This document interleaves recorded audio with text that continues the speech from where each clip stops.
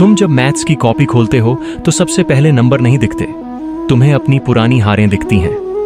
वो सवाल जो नहीं बने, वो टेस्ट जिसमें नंबर कम आए, वो टीचर की आवाज जो बोली थी तुमसे नहीं होगा, और धीरे धीरे तुमने मान लिया कि शायद सच में नहीं होगा। पर सुनो, ध्यान से यह मान लेना ही सबसे बड़ी गलती थी, क्योंकि मैथ्स कभी किसी को रिजेक्ट नहीं करती। मैथ्स बस यह देखती है कि कौन रोज वापस आता है। तुम सोचते हो टॉपर जन्म से तेज होते हैं, उनका दिमाग अलग होता है, पर सच यह है उनका दिमाग नहीं, उनकी आदतें अलग होती हैं। उन्होंने डर के बावजूद पेन उठाया, उन्होंने कंफ्यूजन के बावजूद सवाल पूरा किया, उन्होंने आधा समझ आने पर भी रुकना नहीं छोड़ा। तुम क्या करते हो?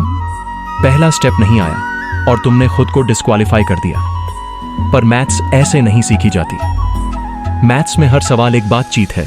सवाल तुमसे पूछता है, तुम क्या जानते हो, तुम क्या मान सकते हो, तुम कहां से शुरू करोगे?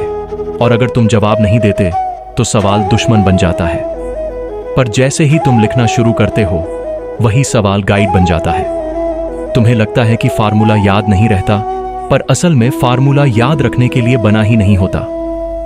फार्मूला तो इस्तेमाल करने से दिमाग में बैठता है। जैसे बार बार रास्ते पर चलने से रास्ता याद रहता है, वैसे ही सवाल करने से मैथ्स याद रहती है। तुम कहते हो मेरा बेस कमजोर है, पर बेस कमजोर नहीं होता, बेस खाली होता है, और खाली बेस को भरने का एक ही तरीका है, प्रैक्टिस, बिना डर, बिना जल्दबाजी। रोज थोड़ी सी। तुम घंटों पढ़कर भी मजबूत नहीं बनते, तुम रोज पढ़कर मजबूत बनते हो। मैथ्स में ब्रेक लेने से डर बढ़ता है और कंटिन्यू करने से डर टूटता है। इसीलिए रोज थोड़ा सा सवाल, रोज थोड़ी सी मेहनत, रोज खुद से एक जीत। जब तुम खुद को यह साबित कर दोगे कि तुम एक सवाल भी सॉल्व कर सकते हो, तो तुम्हारा कॉन्फिडेंस दोगुना हो जाएगा, और यही कॉन्फिडेंस अगला सवाल उठाने की ताकत देगा। याद रखना, मैथ्स समझ आना कोई जादू नहीं है, यह एक प्रोसेस है। पहले कंफ्यूजन, फिर क्लैरिटी, फिर स्पीड, और जो इस प्रोसेस को सम्मान देता है वही आगे जाता है।